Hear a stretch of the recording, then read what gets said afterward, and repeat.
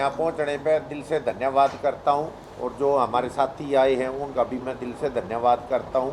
आज का जो देश के अंदर जो विषय चल रहा है, बड़ा अहम मुद्दा चल रहा है, बच्चों के साथ जो अनर्थ हो रहा है उसके बारे में, और जो किसानों को इतने 13 महीने धरने पर बैठने के बाद भी जो आश्वासन दिया गए थे उनको भी पूरा नहीं कर रहे, जो हमारे जवानों को जो मिलिट्री वगैरह में चले जाते थे उसके लिए भी आज 4 साल की नौकरी करती है, तो लोग कहाँ जाएं? आज बेरोजगार हो गए लोग, अपनी ज़मीन बेच बेच के अमेरिका की तरफ दौड़ कर रही है। सारे जवान बच्चे अगर वहाँ चले जाएंगे, परंतु सरकार जो पद खाली पड़े हैं उन पर भी सिस्टम से भर्ती नहीं कर रही है, जो प्रॉपर्टी है वो बेचने पर लगी हुई है सरकारी। तो इसके बारे में हमारे जो घनघस खाप के प्रधान हैं अपना हरियाणा के जगदीप घनघस एडवोकेट, वो आपको पूरे विस्तार के साथ सारे जो 10 मसले हैं उनके बारे में आप लोगों को बताएंगे।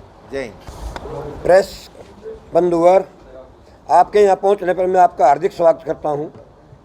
हम एक आदमी नहीं हैं, आज हमारी सारी घनघस खाप, मलिक खाप, कंडेला खाप, कैथल खाप, दैया खाप, हमारे गांव बम्बेवा, कैथल से और जींद से आदमी आए हुए हैं, कुछ एक लोग बाहर भी हैं।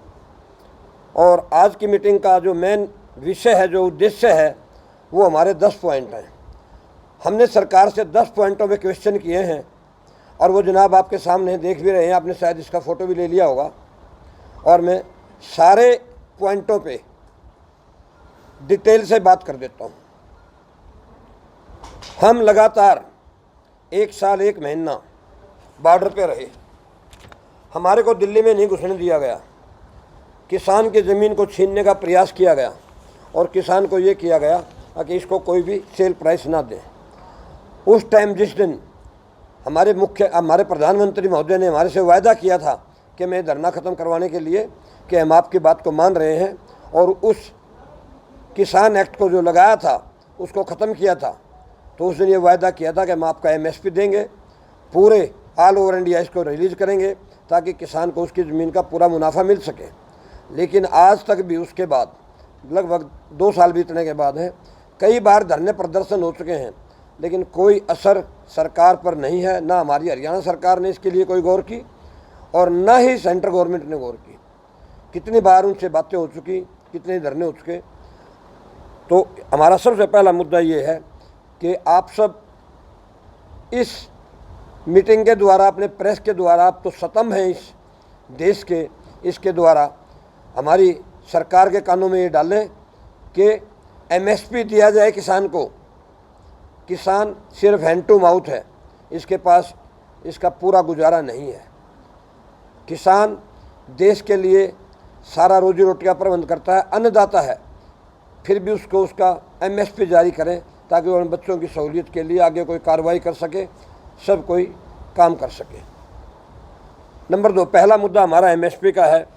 उसके बाद हमारी बहुत समय से जारी है स्वामीनाथन रिपोर्ट। हम सरकार से आपके माध्यम से प्रार्थना करते हैं, ये कहते हैं कि कैसे भी हो स्वामीनाथन रिपोर्ट को लागू करें, इससे भी किसान को बहुत फ़ायदा होगा। और इस देश का जब किसान खुशहाल होगा तो इस देश का हर व्यक्ति खुशहाल होगा। यही मैं आपको बता दूं, कोविड के टाइम में कितने माइनस में चला गया था देश, फैक्ट्री में, इंडस्ट्री में, व्यापार में, हर चीज़ में। लेकिन किसान फिर भी अपनी इंडस्ट्री, खेती की इंडस्ट्री 3.4% बढ़ा के लाया था और किसान ने सबकी जीविका का प्रबंध किया है। दूसरा पॉइंट ये है। नंबर 3,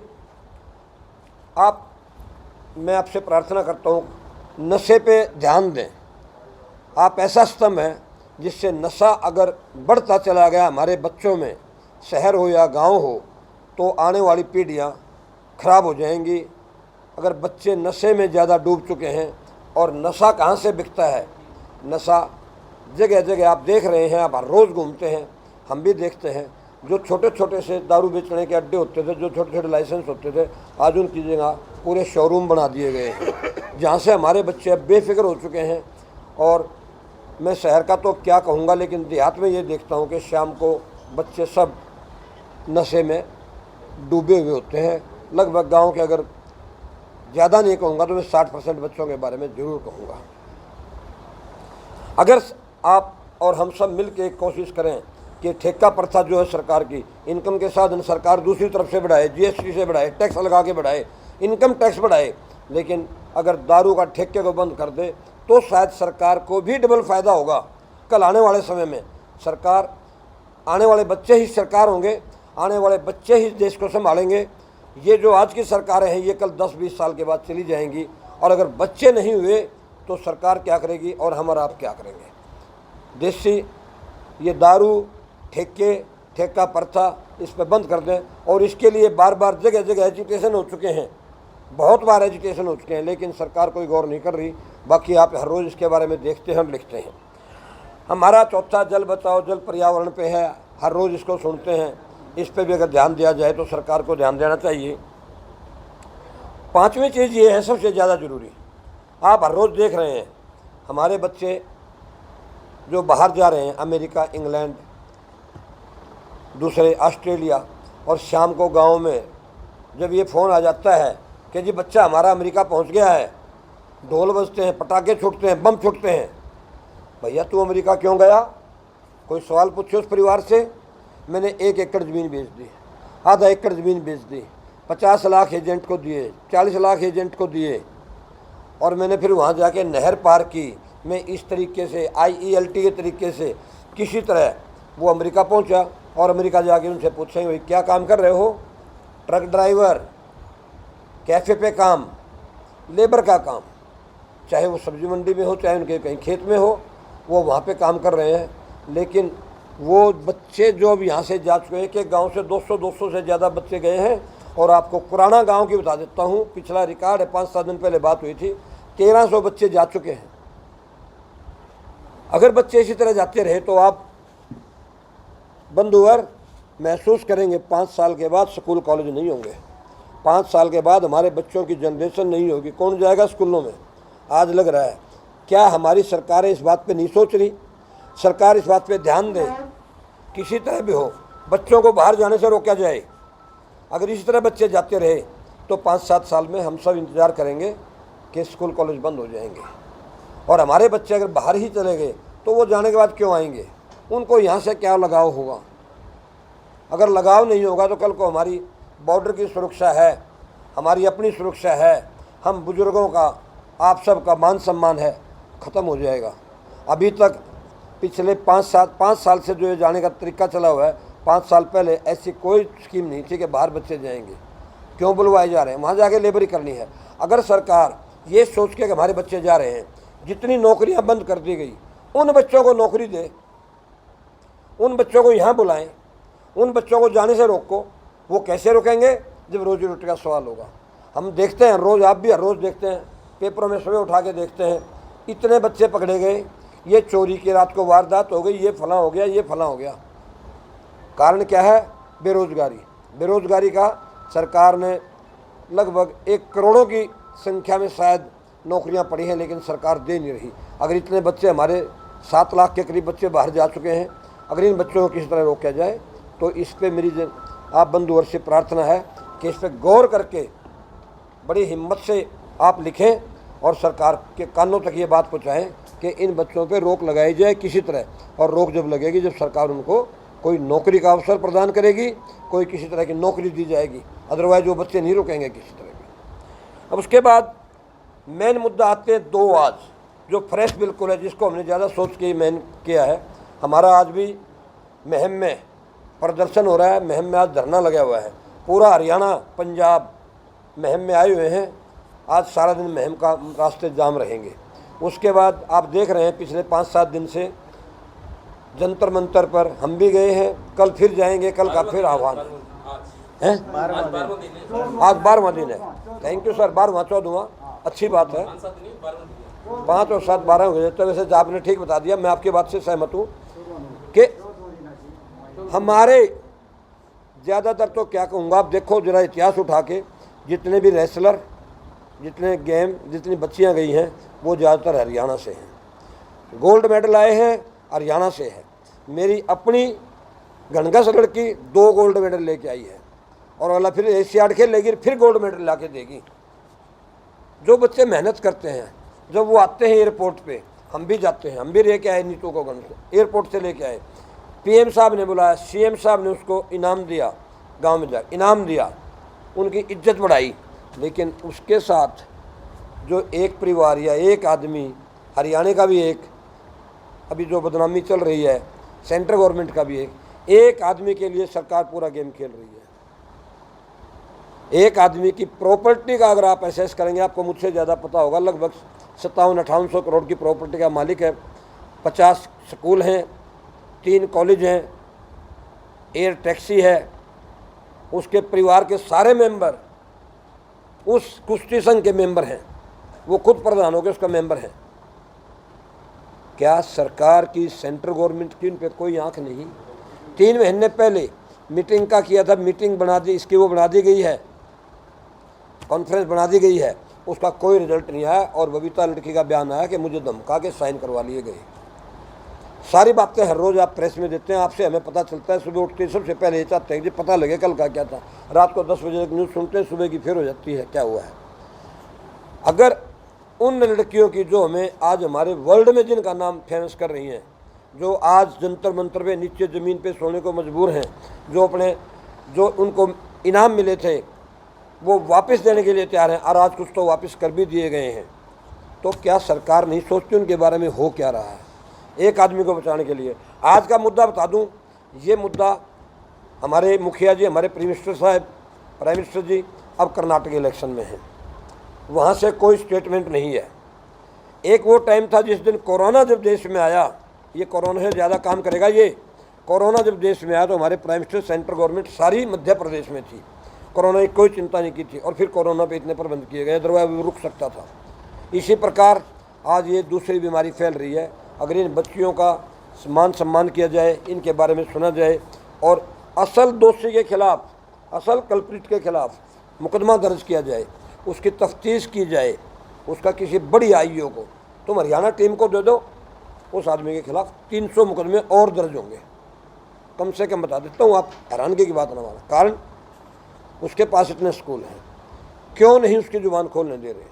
पता नहीं कितने आदमी उड़ जाएंगे, कोई मंत्री भी आ सकता है, हम भी आ सकते हैं, कोई वकील भी आ सकता है, पत्रकार भी आ सकता है उस लाइन में।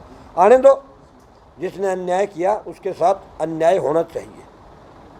अब बुलडोजर कहाँ गया मोदी जी का? ये गोंडा का रहने वाला है, गोंडा के बुलडोजर फेल हो गए और लखनऊ के बुलडोजर चल रहे हैं, उस पर भी ध्यान देना चाहिए इस आदमी के खिलाफ सबसे ज़्यादा। और आपके पास तो एक हमारे से ज़्यादा एक मिनट की न्यूज़ है। हाँ सवाल, हाँ। दिल्ली पुलिस कह रही है कि जो इन्होंने रेसलर ने आरोप लगाया कोई सबूत नहीं दिए। दिल्ली पुलिस कह रही है, सुनो, बिल्कुल जवाब दूंगा कि एफआईआर दर्ज हुई है तो आप हमारी स्टेटमेंट क्यों नहीं दे रही? बतौर वकील आपका क्या होना चाहिए? मेरा, जब लड़की कोई भी आएगी कि मेरे साथ यौन शोषण हो गया, उसके पास कोई प्रूफ नहीं है, यौन शोषण होते वक्त कोई उसे देखने वाला नहीं है, अगर यौन शोषण हो रहा, अगर कोई देखने वाला हो तो यौन शोषण नहीं होगा, समझाएगा, उसका मन नहीं मानेगा। यौन शोषण हुआ, शारीरिक देह शोषण हुआ, उस टाइम उसकी आगे हमारी कोर्ट है, मैं कोर्ट से बड़ा कुछ नहीं मानता। वहाँ पे 164 की स्टेटमेंट करवाओ लड़की की, क्यों नहीं करवाया आज तक दिल्ली पुलिस ने? हरियाणा को दे दो, 164 का स्टेटमेंट कराओ, एफआईआर के बाद वो 164 जो उसमें मर्ज हो जाएगी, उसके बाद जवाब दिया जाएगा, पता लगेगा, और उस आदमी का जब पुलिस रिमांड होगा, जो आप हर रोज़ देखते हैं, जुडिशल रिमांड होगा, जेल में जाएगा, अपने आप केस खुल के चले जाएंगे। बंधुवर, पता नहीं कितने आदमी फंसेंगे इसमें, कोई गैंग का गैंग मिलेगा आपको, और इस आदमी के खिलाफ कम से कम 250 से 300 ज़्यादा एफआईआर दर्ज होंगी। अभी भी कहता है मैं इस्तीफा दे दूंगा, आप धरना ख़त्म कर दो। आप मानते हो कि धरना ख़त्म करने से, उसके इस्तीफा देने से फिर पुलिस कुछ कर लेगी? दिल्ली पुलिस नहीं करेगी। दिल्ली पुलिस सेंट्रल गवर्नमेंट के दबाव में है। दिल्ली पुलिस का हैंड आप केजरीवाल को सौंप दो, 3 दिन में सारा रिजल्ट आ जाएगा, दे दो। अब इसलिए मेन मुद्दा ये है जंतर मंतर का। आज मुहिम हो रहा है, सुबह जाएंगे, कल जंतर मंतर का प्रोग्राम है, पुलिस रास्ते में रोकेगी। क्या जरूरत है पुलिस को रोकने की? हमारे को पहले किसान आंदोलन में रोक लिया गया था, हम वहीं बैठ गए थे जहाँ मिला था। दिल्ली पुलिस ने किलें गाड़ दी थी, आप देखते थे हर रोज़, आपसे कोई छूता नहीं है। तो इस आदमी के खिलाफ आप इतना लिखो कि इस आदमी को सरकार गिरफ्तार करे किसी तरह की, ये अंदर जाए और सच्चाई उगले इसके अंदर से। इसके साथ अब यही लीजिए हरियाणा का, आज के आपके अखबारों में आपने लिख के दिया है कि संदीप सिंह मंत्री महोदय, खेल मंत्री, नार्को टैक्स से इनकार कर दिया। इसका मतलब वो क्या करता था, क्यों कर दिया, आने दो सच्चाई। दोनों को, हरियाणा सरकार से संदीप को, सेंट्रल गवर्नमेंट से ब्रजेश सिंह को नार्को टैक्स पे ले आओ। मेरे आपके सवाल की जरूरत रहेगी, इतना उत्तर आपके पास खुद आएगा, आपको मिल जाएगा। देखो, लोग डरते हैं, कुछ बोलते नहीं, लेकिन पत्रकारों को बताते हैं। वो ये कहते हैं, हाँ, कांग्रेस राज में जैसे हुड्डा की सरकार थी, ओम प्रकाश जैन, जिले राम शर्मा पे आरोप लगे, गोपाल कांडा पे, उनके खिलाफ मुकदमे दर्ज हुए, जेल काट के आए। बिल्कुल ठीक है। सेंट्रल गवर्नमेंट में मनमोहन सिंह के टाइम में ये राजा था, कन्नी मोजी, सुरेश कलमाड़ी, सब जेल गए थे। आपकी बात मानते हैं। हाँ, उनका ये कहना है कि सरकार को चाहिए कि इस्तीफा ले, जो कार्रवाई बनती है करे। लोग ये बात कह रहे हैं। हम भी यही कह रहे हैं, आप ठीक कह रहे हो, मैं आपके मुंह से आए हुए शब्दों का स्वागत करता हूँ। हम भी यही कह रहे हैं कि इसके खिलाफ इस्तीफा ले, इसका रिमांड हो, लड़कियों के 164 के स्टेटमेंट हों, हर रोज़ जो करते हैं आम आदमी को गिरफ्तार होते 2 मिनट में अंदर कर देते हैं। ये कौन सी, ये आम आदमी नहीं क्या? तो हम भी वही बात आपके कहते हैं, जिन लोगों ने पहले क्राइम किया, क्या वो अंदर नहीं गए, अंदर नहीं मर गए? ठीक किया, उन्होंने अपने कर्म का भुगतान किया। आज आपके मुंह से उनके लिए जुबान आई है जो जिन्होंने गलत काम किए थे। लेकिन जो लोग ऐसे भी हैं जिनके बारे में आज तो कुछ है ही नहीं, वो सरकार चलाते हैं, हम भी खुश हैं उनसे। ये कोई पॉलिटिकल मंच नहीं है हमारा, हम भी खुश हैं उनसे, सरकार चलाते हैं। गलत आदमी किस लिए? और फिर हमारी बेटियां, नारा बेटी बचाओ बेटी पढ़ाओ, नारा तो ये पानीपत से दिया गया, और पानीपत से दिया गया था, सेंट्रल गवर्नमेंट ने दिया था। हमारे प्राइम मिनिस्टर महोदय का नारा था बचाओ। और क्यों नहीं अब वो इसके लिए गौर करते? ऐसा आदमी जब कोई शिकायत हो तुरंत उससे रिजाइन कराओ और पुलिस को सौंप दो, ले जाओ, उसका पता लग जाएगा। आप इस बात से खुश होंगे कि नहीं होंगे? अगर आप उसका रिजल्ट ठीक आता है, आप खुश होंगे कि नहीं? सुबह पेपरों में देंगे आप दबा के, आप चलाएंगे ना उसकी वीडियो, फटाफट भी करेंगे तो पता लग जाएगा। पुलिस रिमांड हो तो इसके इतने सकूल हैं, उनमें कितना क्राइम हुआ होगा, कितनी जान कैसे हुआ होगा, सारा निकल जाएगा। इसकी बीबी भी एमपी रही, ये खुद एमपी एमएलए रहे। ये तो राजनीति में चल रहा है पिछले कितने सालों से। इतनी प्रॉपर्टी हमारा, आप तो सारी उम्र करके खो गए, बढ़िया कमाते हैं, बढ़िया खाते हैं, लेकिन इतनी प्रॉपर्टी 5700 करोड़ की इसके कौन से बिजनेस थे? इसका कोई स्कूल था पहले? इसके ऊपर 60 केस से ज़्यादा दर्ज हैं आज भी। अगर 60 से मोर देन 60 केसेज हैं तो बताओ इसको इस पोस्ट पे रहने का क्या हक है? 2 साल के केस में लोकसभा से एक्सपेल कर दिए गए, 2 साल की सजा में, तो इसको क्या हक है? अगर ये सीट पे रहेगा, एक केस में भी कामयाबी नहीं होगी। कोर्टें, हमारे जज साहब, माननीय जज महोदय देखते रह जाएंगे। अब क्या करें भाई? रिजल्ट जब आते हैं, जब सच्चाई सामने आती है और बगैर दबाव का गवाही हो, किसी में प्रेशर ना हो। तो बाबूजी आपकी बात का जवाब ये है, अगर आप इसको लिखो। आपको लगता है दिल्ली पुलिस अगर अरेस्ट कर लेती है, हाँ, इनको कर ले, हाँ, ठीक है, इन्वेस्टिगेशन होगी, लेकिन दिल्ली पुलिस भी तो सरकार के अंदर ही है। मैं वही, मुझे पाप है। मैंने कहा कि हरियाणा पुलिस को दे दो, आप 4 आदमी खापों वाले को दे दो, शाम तक रिजल्ट आ जाएगा सामने। ऐसे पीढ़ी को फांसी सजा होनी। ऐसे आदमी के लिए भी अगर दिल्ली पुलिस काम नहीं करेगी ना, तो दिल्ली पुलिस का अफसर निकल आएगा। क्या उसके बेटी नहीं होगी? जो पुलिस वाले हैं उनके यहाँ बेटियाँ नहीं, बहुएं नहीं, सब बाल बच्चेदार हैं। लेकिन जब ज़मीर बिक जाए या कोई दबाव हो जाए तो फिर उसको रिजाइन कर देना चाहिए ऐसे आदमी को। अगर उससे सेंट्रल गवर्नमेंट दबाव डालती है, लीजिए अपना पर्चा। रेल का एक्सीडेंट हो गया, जॉर्ज फर्नांडिस के टाइम में रेलवे मंत्री से उन्होंने रिजाइन कर दिया था, और इसके ऊपर सारा एक आदमी के लिए सरकार खेल रही है। जितने दिन गुजरेंगे सरकार के लिए उतना ही खतरा होगा, और सरकार के कफन में कील कट जाएगी, नुकसान होगा सरकार को। किस लिए बचा रही है कोई पूछे तो आप इस बात पे, जंतर मंतर वाले मुद्दे पे और इस पे पहलवानों वाले पे, वो बेटियां हमारी हैं, उन्होंने हमारे देश का गौरव बढ़ाया है। और ये कहते हैं, आपका सवाल आया था कि जी दीपेंद्र हुड्डा या दूसरा, किसी ने नहीं कहा दीपेंद्र हुड्डा ने, ना भूपेंद्र हुड्डा ने कहा आके तुम्हें, उन्होंने तो इनाम दिए। जब उनके टाइम में 10 साल के अंदर जो बच्चे गोल्ड लेके आए उनको उन्होंने A1 DSP की पोस्टों में पहुँचाया, इंस्पेक्टर लगाए, एक से एक बढ़िया बढ़िया नौकरियाँ दी गई। इस सरकार ने किसको दी है? किसी को नहीं दी। नीतू गणगस को RBI में नौकरी मिली है, सरकार ने नहीं पूछा भी, 2 गोल्ड ला के दे दिया उस लड़की ने।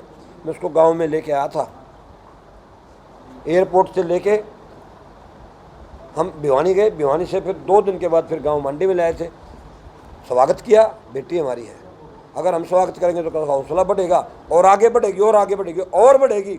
उसका पॉइंट हमने दिया है कि उसको सरकार रतन से नवाजे, गणगस रतन से नवाजे, किसी और तरह से नवाजे, अच्छा कार्रवाई कर। अब एशियाड खेलेगी तो सर इस पे और कुछ पूछना है तो खाप पंचायती की जो खापे हैं, हाँ, धनगस मलिक खापे खापे कितने हैं मैं अभी करेक्ट फिगर में तो नहीं बता सकता कि करेक्ट फिगर में कितनी खापे हैं, लेकिन जो खापे हैं ना वो इतने मजबूत हैं, वो इतने मजबूत हैं जिस दिन वो चलेंगी ना सरकार फेल हो जाएगी।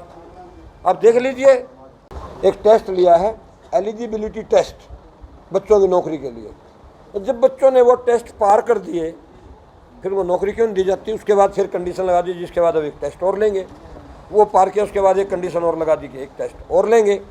बच्चों को नौकरी नहीं देनी क्या? बेरोजगार रखना है क्या? मैं आपके माध्यम से सरकार के कानों में ये बात डालना चाहता हूँ कि आप सिर्फ एलिजिबिलिटी टेस्ट में जो बच्चे पास हों उनको नौकरी दो, एक ही रखो, इससे आगे के टेस्ट बंद होने चाहिए। और सर अब आया इस सरकार आई मुख्यमंत्री मनोहर लाल जी की 2014 से, अब 2024 का इलेक्शन आ जाएगा आपके रूबरू, 2023 में हम बैठे हैं। आप पूछ लें कि सरकार श्वेत पत्र जारी करे कि कितनी नौकरियां दी गई हैं आज तक। एक नौकरी आती है, मैं आपको बता देता हूँ कोर्ट का रूटीन क्या हो रहा है। एक ऐड आती है कि जी भर्ती आ गई है इस बात की, उसमें फिर दिखाते हैं पेपर लीक हो गया। कहाँ से हुआ पेपर लीक? पेपर लीक में किसको उठाएंगे? कोचिंग सेंटर वाले को, फलां गाँव के लड़के को, महम के लड़के को, पानीपत के लड़के। अरे जहाँ तुम्हारी प्रेस थी उसको क्यों नहीं उठाते तुम? उससे क्यों नहीं पूछते? पेपर लीक तो यहाँ से हुआ होगा, जिस आदमी ने पेपर बनाया उससे पूछो, वो तो तुम्हारी सरकार का आदमी है। उनके लिए कोई कार्रवाई नहीं, और वो बच्चा 3-3 महीने से अंदर होते हैं, सालों साल हो गए उनका केस भुगतते हुए, और पेपर लीक का बहाना लेके सब पोस्ट खत्म, कोई भर्ती नहीं। फिर उसका जो फिर सरकार की कमाई, पानीपत का बच्चा पेपर देने के लिए जाएगा लोहारू, और लोहारू का बच्चा पेपर देने के लिए जाएगा पानीपत, करनाल, यमुनानगर। माँ बाप सारा दिन दुखी, नाजायज़ तेल का खर्चा, नाजायज़ बस रोड का खर्चा, रात को पड़े रहते हैं बच्चे बस स्टैंड पे। ऐसा जुल्म, इससे ज़्यादा बड़ा जुल्म क्या हुआ? फिर वो नौकरी भी नहीं, वो नौकरी भी नहीं, फिर उसको कहेंगे पेपर लीक हो गया, अब नौकरी को कैंसिल कर दिया। जो उनके फार्म भरवा के जो पैसा कलेक्ट किया गया, आज वो पैसा मेरे ख्याल तो सरकार के पास बहुत ज़्यादा होगा। गणगस खाप के प्रधान हुआ, गणगस खाप के प्रतिनिधि, और जो हमारे हरियाणा जन कल्याण मंच के पवन मौर्य जी हैं, हमारे किसान यूनियन के प्रधान अजूरा सिंह हरियाणा के प्रधान हैं, राष्ट्रीय अनुशासन समिति के राष्ट्रीय अध्यक्ष बीरा दालमवाड़ा हुआ, जितने भी हमारे खापों के 10-12 कनेला खाप के महासचिव रामदिया लंबरदार जी हैं, जितने भी खापों के वह प्रतिनिधि आज आए हैं। हमने जगदीप गणगस जी से ये कई दिन पहले प्रार्थना की थी, क्योंकि आज ये जो खिलाड़ियों का जो मैटर था हमारा, जो खिलाड़ियों मैटर की वजह से कम प्रतिनिधि यहाँ आए, नहीं तो यहाँ कम से कम 50-60 खापों के प्रतिनिधि आने थे, वो दिल्ली चले गए। इसलिए आज की जो प्रेस कॉन्फ्रेंस, ये जो मीटिंग बुलाई गई है, सबसे पहले मुद्दा था हमारा, जो आज नया मुद्दा चल रहा है, खिलाड़ियों में जो देश की आन बान और शान है, उन्होंने जंतर मंतर पर बैठकर जो पुलिस ने उनके साथ व्यवहार किया है, उसकी हम कड़े शब्दों में सभी खाप प्रतिनिधि और सभी जो हमारे जाट सेक्शन के जो पदाधिकारी आए हुए हैं, सब इसकी कड़े शब्दों में निंदा करते हैं, और हरियाणा सरकार और केंद्र सरकार से मांग करते हैं उसको जो चेयरमैन है, जो एमपी है, उसको तुरंत बर्खास्त किया जाए और उसको तुरंत अंदर किया जाए। उसका सबसे पहला हमारा जो मुद्दा आज ये है। और उसके बाद जो दूसरा मुद्दा हमारा एमएसपी पर, जिस तरह किसान आंदोलन के दौरान 28 फरवरी में जो आंदोलन गाजीपुर पर खाली करना था, जब वहाँ पर 3 फरवरी को कंडेला में 5 लाख की पंचायत तो हमने करवाई थी, हमारी अध्यक्षता में हुई थी, मैं उसका संयोजक था। तो उसके बाद हमारे को केंद्र सरकार ने वादा किया था कि एमएसपी पर गारंटी कानून बनाएंगे, कमेटी बनाएंगे। अभी तक कोई कमेटी की मीटिंग नहीं हुई, और अभी तक जो हमारे मांग है, जो मुकदमे हैं हमारे, अभी तक जो खाप के आदमी हैं, अभी तक जैसे कसार गांव में कोई तेल छिड़क के अपना आप मर गया था, उसका भी हमारे जो खाप के जो 2-3 आदमी अभी अंदर पड़े हैं, 302 लगी हुई है, उसकी भी जांच के लिए अभी बाहर नहीं निकले हैं। और जो हमारा तीसरा मुद्दा था, जो MS इस पर स्वामीनाथन की रिपोर्ट, जो केंद्र सरकार ने बीजेपी के हमने वोट दिए थे इस बात के लिए, क्योंकि कांग्रेस ने 40 साल तक कुछ किया नहीं था। हम स्वामीनाथन की रिपोर्ट को लागू करेंगे। अभी तक केंद्र सरकार ने 2024 के चुनाव आने वाले हैं, ये अभी तक स्वामीनाथन की रिपोर्ट लागू नहीं करी। और जो युवाओं में जो नशा फैल रहा है, हम सामाजिक काम भी साथ साथ करते रहते हैं, जो युवाओं में नशा फैल रहा है उसके रोकने के लिए हमारा जो खापों के प्रतिनिधि हैं, 36 बिरादरी के लोग इसमें शामिल होते हैं। खाप पंचायत में कोई एक बिरादरी से नहीं, 36 बिरादरी के लोग हमारे साथ जो धरने पर जो समर्थन कर रहे हैं, 36 बिरादरी के लोग गए थे। और हम 4-5 दिन पहले भी वहाँ पर खापों में जाते रहते हैं, हफ्ते में 10 दिन में। तो इसका होना चाहिए। और एक हमारा जो हिंदू मैरिज एक्ट का सबसे बड़ा मुद्दा, हमारा जो गांव में जो हमारा भाईचारा बिगड़ गया है, एक गांव में एक गोत्र पर शादी पर रोक लगाई जाए। इसके लिए हमारा जो एक गांव में एक गोत्र ब्लड रिलेशन है, एक गोत्र में अगर शादी करते हैं तो उसकी संतान भी कमज़ोर पैदा होती है। अगर एक किले में आप गेहूँ बोओगे या फसल बोओगे कोई एक, तो वो फसल भी कमज़ोर होगी। इसलिए हमारा केंद्र सरकार से इस बात का अनुरोध भी है, जो 30-35 साल से खाप पंचायतें इसकी मांग भी कर रही हैं कि एक गांव में एक गोत्र पर शादी पर रोक लगाई जाए। इन मुद्दों को लेकर आज की मीटिंग या प्रेस कॉन्फ्रेंस हमने बुलाई है। एक जो सतपाल मलिक के ऊपर जिस प्रकार से सरकार इस तरह का जो दबाव ईडी का और बढ़ाते हैं, हम इनकी कड़े शब्दों में सरकार को चाहिए नहीं, हम उनके साथ खड़े रहेंगे। अगर किसी प्रकार का कोई दबाव सरकार लगाती है किसी के ऊपर, इसके लिए निष्पक्ष जांच होनी चाहिए, तो उनकी हम कड़े शब्दों में सतपाल जी के अपना मलिक साहब के साथ इस तरह के आज के मुद्दे, हमारी जो प्रेस कॉन्फ्रेंस हुआ, मीटिंग, जितने भी आए हैं, मैं यहाँ आने पर सबका गणगस खाप के सभी पदाधिकारियों का और जितने खापों के वो किसान संगठन के जो लोग आए हैं सबका